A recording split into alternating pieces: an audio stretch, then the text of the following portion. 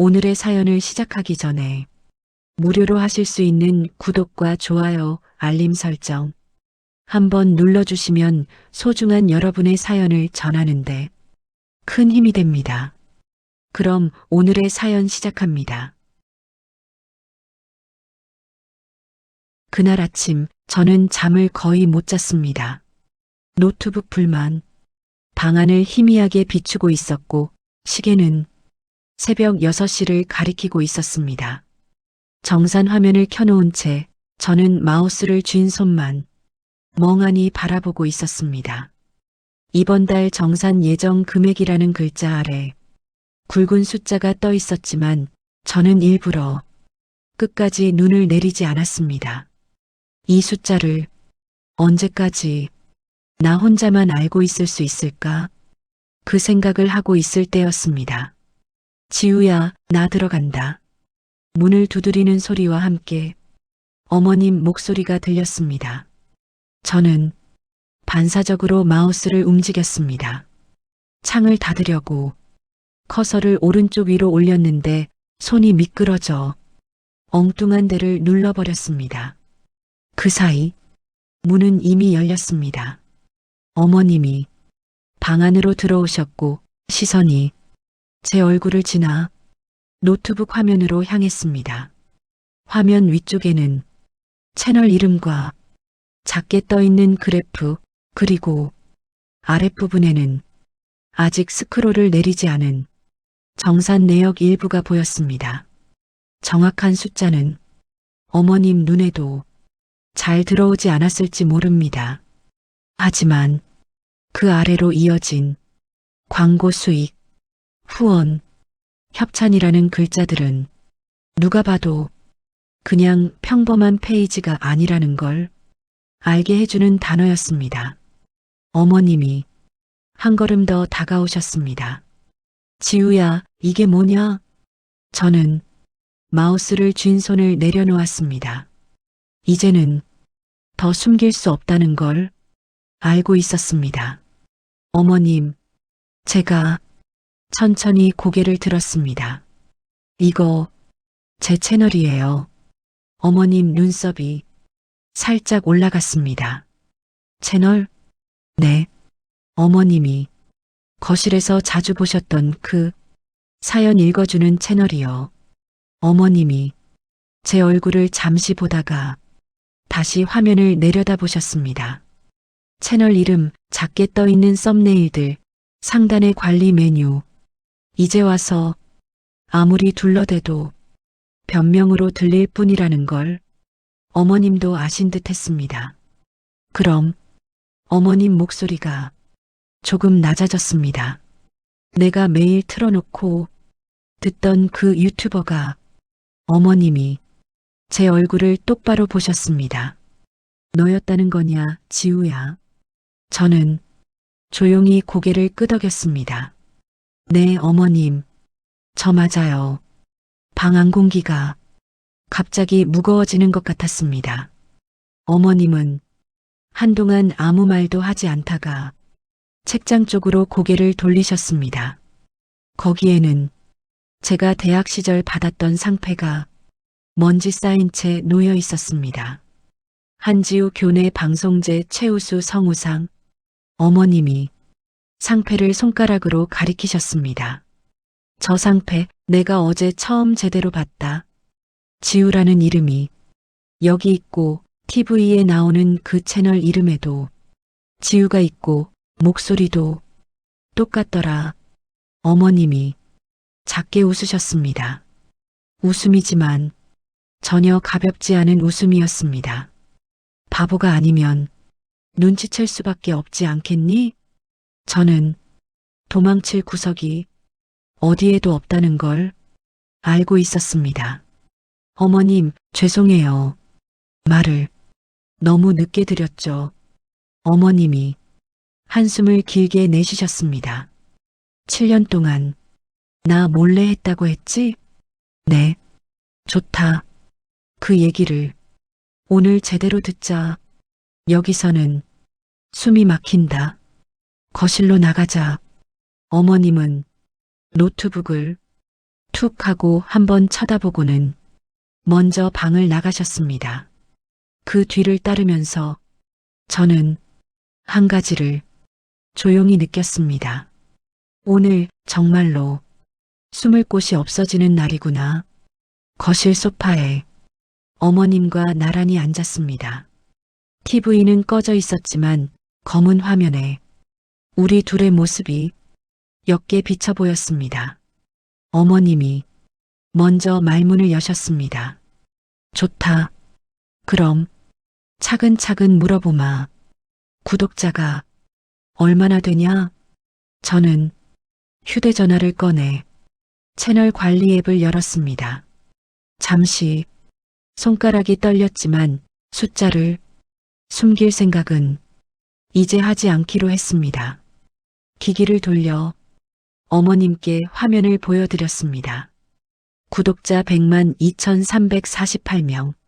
어머님이 고개를 조금 숙이며 숫자를 한 글자씩 읽어 나가셨습니다. 102만 348. 입술 사이로 조용한 숨소리가 스며 나왔습니다. 이게 다 내 채널을 기다리는 사람들이냐? 네, 어머님. 영상 올라오면 알림이 가는 분들이에요. 그럼 내가 매일 틀어놓던 그 영상도 어머님이 휴대전화를 받아 썸네일들을 천천히 넘겨보셨습니다. 낯익은 색감, 낯익은 제목 느낌. 어머님은 몇 개를 보자마자 알아보셨습니다. 이거 다 내가 들었던 거다. 어머님은 안경을 고쳤으며 작게 중얼거렸습니다. 100만 명. 그 숫자가 어머님 입에서 한 번 더 흘러나왔습니다. 그럼 내가 그동안 입만 살았다고 욕하던 며느리들이 다 내 목소리를 들으면서 위로받고 있었다는 거냐? 저는 살짝 웃었습니다. 네, 어머님. 어머님이 TV 보시면서 저 며느리는 너무한 거 아니냐 하시던 그 순간에도요. 어머님 얼굴에 묘한 표정이 떠올랐습니다. 그래서 내가 그 채널을 그렇게 좋아했던 거구나. 좋아하셨다고요? 좋아하지 않았으면 내가 그걸 매일 틀어놓고 살았겠냐? 어머님이 조금 쑥스러운 듯 눈을 피하셨습니다. 참 이상한 노릇이다. 며느리 목소리를 듣고 며느리 흉을 보면서 속으로는 내 얘기 같아서 위로를 받고 있었으니 저는 그 말이 어머님다운 정직한 고백이라는 걸 알 수 있었습니다. 어머님, 그래서 제가 더 고민이 많았어요. 뭐가?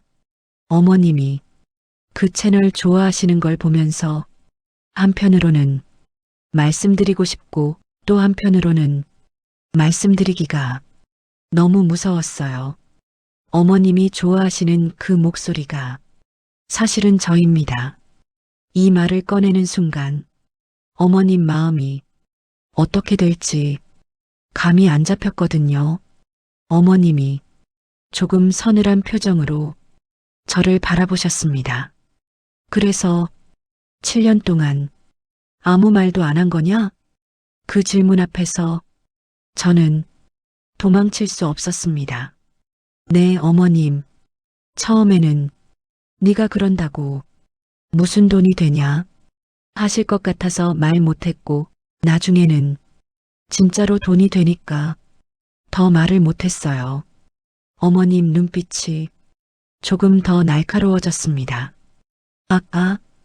방에서 정산 화면 봤다. 숫자는 자세히 못 봤지만 적은 돈은 아닌 것 같더라. 저는 잠시 숨을 골랐습니다. 그 얘기는 조금 있다가 제가 제대로 보여드릴게요, 어머님. 아까는 제가 준비도 안 된 상태라 잡아떼고 싶었는데 지금은 숨기는 게 더 잘못인 것 같아요. 어머님이 저를 한 번 더 오래 바라보셨습니다. 좋다. 그럼 다음은 돈 얘기다. 잠시 후 저는 노트북을 거실 테이블 위에 올려놓았습니다. 어머님이 제 옆으로 의자를 가져와 천천히 앉으셨습니다. 숫자 다시 보여라. 어머님 목소리는 전보다 훨씬 차분했지만 그 속에는 어떤 결심 같은 것이 섞여 있는 느낌이었습니다. 저는 정산 페이지를 열어 어머님께 화면을 보여드렸습니다. 이번 달 예상 수익, 광고 수익, 후원, 협찬 금액들이 한 줄씩 적혀 있었습니다. 그 아래에는 굵은 숫자로 합계가 표시되어 있었습니다. 1084만 7천원. 어머님이 천천히 한 글자씩 읽으셨습니다.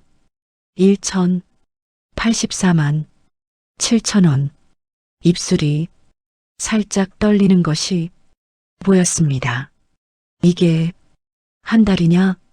저는 조용히 고개를 끄덕였습니다. 네, 어머님. 한 달에 이만큼이 계속 들어온다는 말이냐? 달마다 조금씩 다르긴 하지만 요즘은 대략 이 정도예요. 어머님이 고개를 떨구셨습니다. 우리 아들 월급이 얼마인지 너도 알지? 네, 대략은 알아요. 350만 원이다. 야근하고 주말에도 나가고 명절에도 반쯤 서류 들고 들어오는 놈이다. 어머님이 다시 화면을 쳐다보셨습니다. 그럼 우리 아들이 1년을 꼬박 벌어야 넘기는 돈을 너는 3달이면 버는 거구나. 그 말은 저에게도 낯설게 들렸습니다. 처음부터 이랬던 건 아니에요, 어머님. 몇 년 동안은 한 달에 몇만 원도 안 될 때가 많았고 몇십만 원 벌면 기뻐하던 때도 있었어요. 근데 사람들이 늘고 채널이 커지고 광고 단가도 올라가고 그러다 보니 어느 순간 이 숫자까지 온 거예요. 어머님이 물잔을 들었다가 다시 내려놓았습니다. 그 동작이 2번 반복된 뒤에야 겨우 한 모금을 마셨습니다. 그럼 내가 맨날 너한테 집에서 논다. 뭐라도 좀 해라. 했던 그때도 어머님이 조용히 웃으셨습니다. 웃음이지만 눈은 젖어 있었습니다. 이미 이 숫자가 움직이고 있었겠네. 제가 고개를 숙였습니다. 솔직히 말하면 네, 어느 정도는요. 그래서 말을 못했던 거냐? 네, 어머님. 처음에는 하기 전이라 말 못했고 나중에는 이 숫자를 들고 가는 순간 어머님이 제 얼굴을 어떻게 보실지 겁이 났어요. 집에서 논다고 생각하셨던 며느리가 실은 이만큼 벌고 있다고 말하는 게 어머님을 더 모욕하는 것 같아서요. 어머님이 입술을 질끈 깨물었습니다. 지우야. 네, 어머님. 그럼 나는 그동안 집에서 논다는 말을 몇만 명 앞에서 한 꼴이 되는 거냐? 갑자기 어머님 목소리가 조금 높아졌습니다. 아니에요, 어머님. 그대로 내보낸 적은 없어요. 그 말에서 느끼는 제 감정만 다른 이야기 속에 조금씩 섞여 들어갔을 뿐이에요. 그럼 그 친정은 손님이다라는 말은? 어머님이 바로 물으셨습니다. 그것도 제가 대답을 마치기도 전에 어머님이 중간에 말을 끊으셨습니다. 그 말이 얼마나 많은 사람 앞에 나간 거냐고, 지우야. 저는 숨을 한번 고르고 솔직하게 말했습니다. 정확한 숫자는 매번 다르지만 많게는 100만 명이 넘게 본 영상도 있고 적게 봐도 수십만 명은 보셨을 거예요. 어머님의 손이 무릎 위에서 천천히 떨렸습니다. 그 사람들 댓글 달면서 나 같은 시어머니들을 욕했겠지. 욕도 했지만 어머님 이야기처럼 자기 자신을 돌아본 사람들도 많았어요. 나도 저런 말 많이 했다. 이제는 조심해야겠다. 우리 엄마도 저런 말 했다. 그래도 엄마 세대 마음 이해하려고 노력 중이다. 그런 댓글들 때문에 저도 어머님 세대를 미워만 할 수 없었어요. 어머님은 잠시 아무 말도 하지 않았습니다.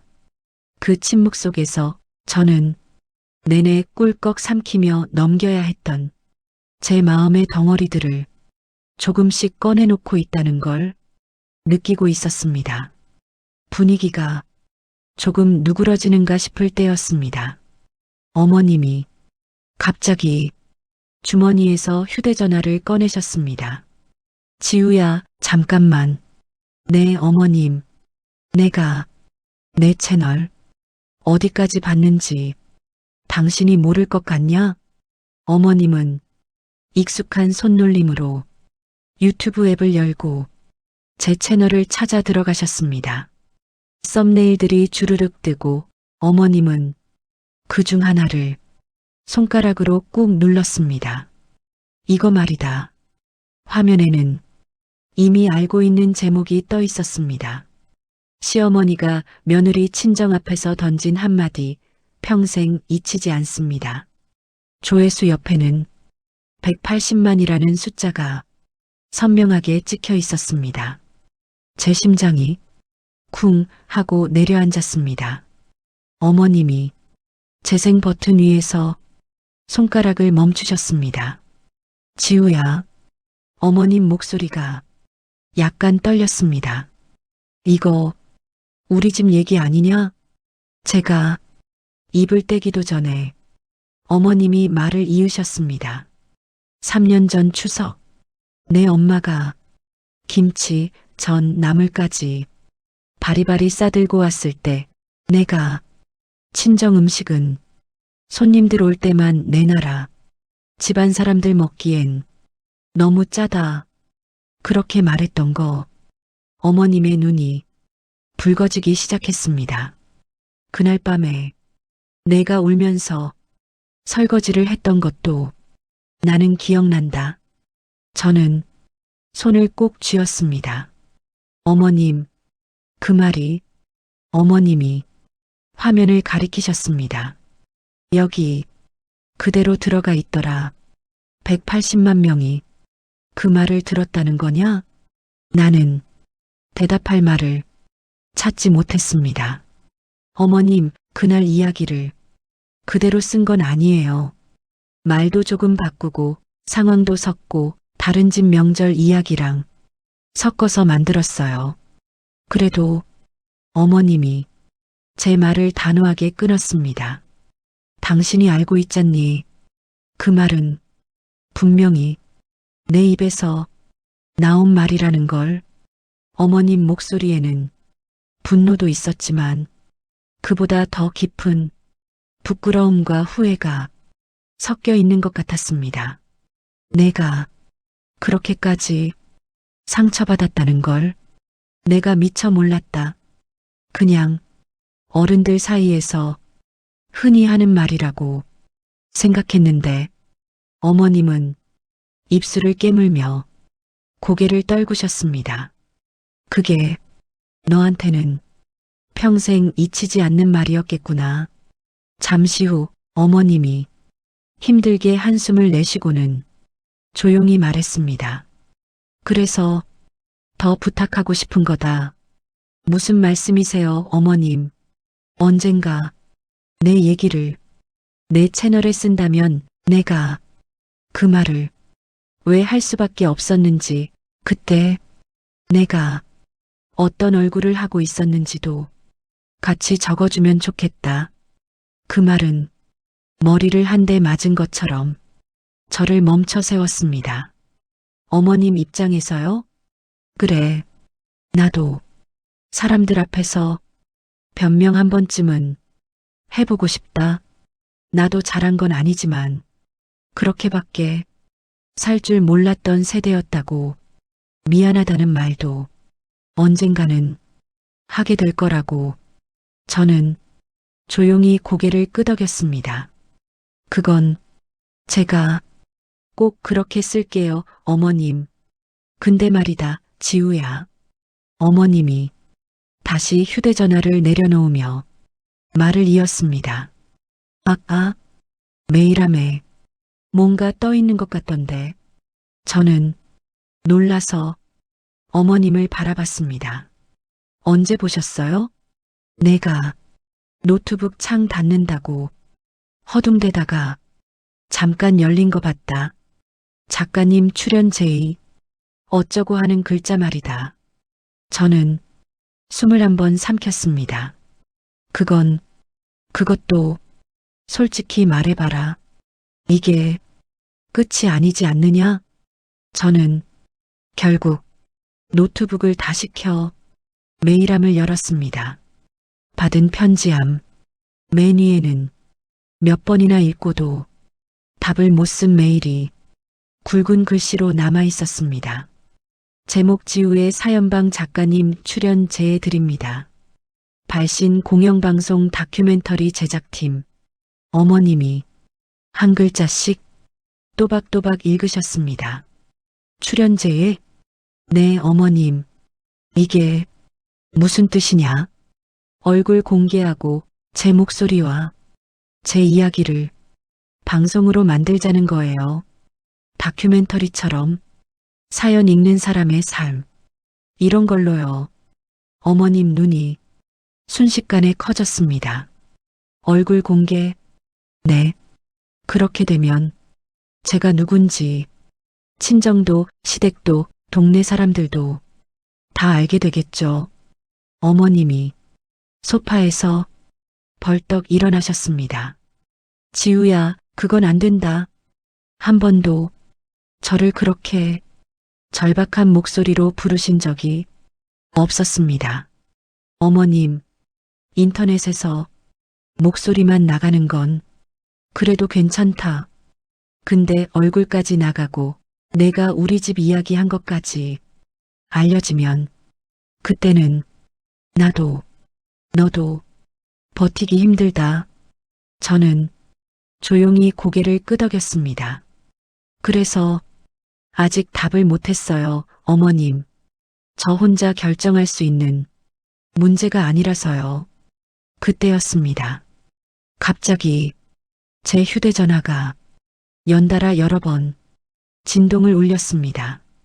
알림창을 내려보니 익숙한 단톡방 이름이 눈에 들어왔습니다. 며느리들의 힐링 모임 328. 제가 구독자들 중 특히 자주 댓글을 달던 분들이 모여 만든 오프라인 모임 단톡방이었습니다. 뭐니 저건? 어머님이 화면을 힐끗 보셨습니다. 구독자분들 중에 5070 세대 어머님들이 모여서 만든 모임이에요. 영상에서 만나다 보니 서로 친해지셨거든요. 새로 올라온 사진을 열어보았습니다. 식당 한가운데 흰머리가 희끗한 분들, 짧은 퍼머를 한 분들, 단정한 카디건을 입은 분들 30명쯤이 둥글게 모여 환하게 웃고 있는 사진이었습니다. 사진 아래에는 이런 글들이 달려 있었습니다.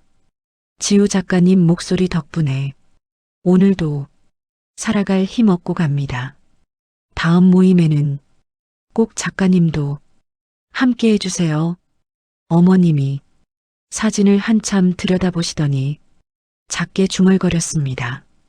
이 사람들 다 며느리냐? 네, 어머님.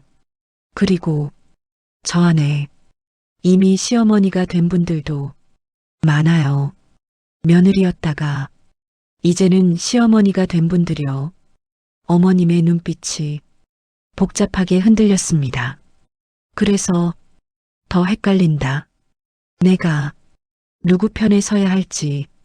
어머님의 한숨이 거실에 천천히 번져나갔습니다. 우리가 그렇게 말문이 막힌 채로 앉아 있을 때였습니다. 현관 쪽에서 익숙한 숫자 누르는 소리가 또박또박 들려왔습니다. 삑 하고 문이 열리는 소리와 함께 남편 목소리가 들려왔습니다. 다녀왔습니다. 어머님과 저는 동시에 현관 쪽을 바라보았습니다. 남편이 신발을 벗고 거실로 들어오면서 우리를 보았습니다. 둘이 여기 있었네요? 평소와 다를 것 없는 톤이었지만 저는 등줄기를 따라 식은땀이 흘렀습니다.